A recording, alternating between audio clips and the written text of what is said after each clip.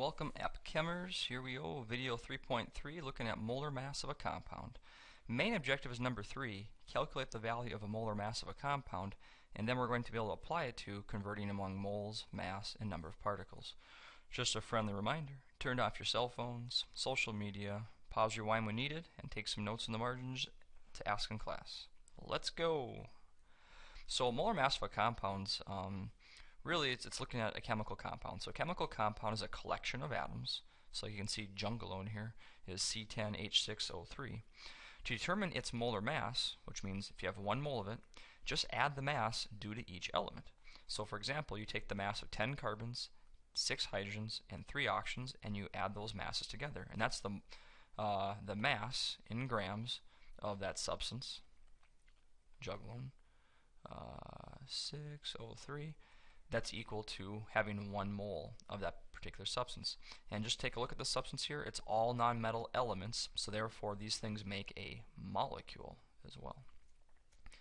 Alright, so let's actually calculate it. So, to find the mass of jungulone, here's kind of how I set up my work. We have 10 carbons, and carbon weighs 12.01 off the periodic table. Plus, we have 6 hydrogens, and they weigh 1.01. Plus 3 oxygens, and they weigh approximately 16.00 grams. So if you do all that, you end up with 174.16 grams per mole of C10H6O3. So basically what that means is if you have 1 mole of this substance, it's equal to that particular mass, 174.16 grams. And that's now our conversion factor. We can throw that thing into a fraction to figure out, in this case here, how many particles are in this many grams. So we have 1.56 times 10 to the negative second grams of jungulone. It's extracted from black walnut husk. That's interesting. Doesn't really matter the problem though. And we're looking for how many particles that is. So we're going to go from grams to particles. So here we go. You do 1.56, that's what you actually have, times 10 to the negative second grams of that substance. And I'll put it there, C10H6O3. And now we're going to go from grams to particles. And remember, we learned we can do that. Not only is 1 mole of this equal to that many grams, it's also equal to Avogadro's number of particles, 6.02 times 10 to the 23rd. So we can go from grams to particles. Remember, the particle is a molecule here, because it's all nonmetal elements. I'm going to use Avogadro's symbol now, Na. Remember, this number here can be Na, this is a shortcut. And the mass of that many particles, or also called 1 mole of particles, is 174.16. So if we do the math here, multiply the tops and divide by the bottoms, you end up with an answer of 5.39 times 10 to the 10 to the 19th. That's how many molecules you have in that particular sample of 1.56 times 10 to the negative 2 grams of that substance. Alright, here's a quick practice problem. Why don't you try this one out, enter your answer, and then see the answers when you're done. Okay, so first things first, calcium carbonate, need to write the chemical formula for that. So calcium is Ca with a +2 charge, 2 plus charge. Carbonate is CO3 with a 2 minus charge. They're equal and opposite, so this just is the chemical formula. It's already balanced when it's like that.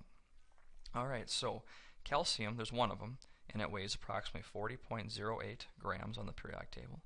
Plus we have 1 carbon, which weighs 12.01 grams. Plus we have 3 oxygens, which each weigh about 16 grams. And if you add that all together, you end up 100.09, excuse me. That's how many grams per mole calcium carbonate weighs for its molar mass. Alright, a certain sample contains 4.86 moles of calcite. Determine its mass, letter A, and then B, determine the particles. So let's do the mass first. So you have 4.86 moles of CaCO3. We can go from moles to grams, we know that. And basically this is the molar mass here, so it's for 1 mole, it weighs that much, 100.09. And you end up with an answer of 486 grams. So if you have 1 mole, That's how many moles of calcium, or how many grams of calcium carbonate you have. And now let's go to particles. So back to 4.86 moles of CaCO3. And now we're going to go from moles to particles.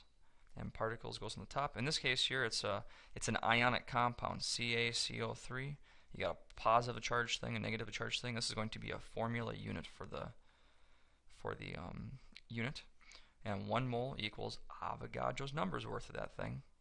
So if we just take 4.86 and multiply it by Avogadro's number, we get our answer of 2.93 with our sig figs times 10 to the 24th formula units of calcium carbonate.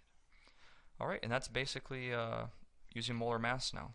So to kind of throw it all together, if you have substance X, if you have 1 mole of it, it equals Avogadro's number here, number of particles of X, and whatever substance X is, make sure you use the right particle name, whether it's molecule, formula unit, atoms, or ions. Use the right number there. And then the molar mass is some number as well, and it comes from the periodic table. Whatever that substance is, use the periodic table to determine the mass of that substance. These are the molar relationships, and they can all convert directly into each other as long as you know the two sets you want to use. Alright, great job.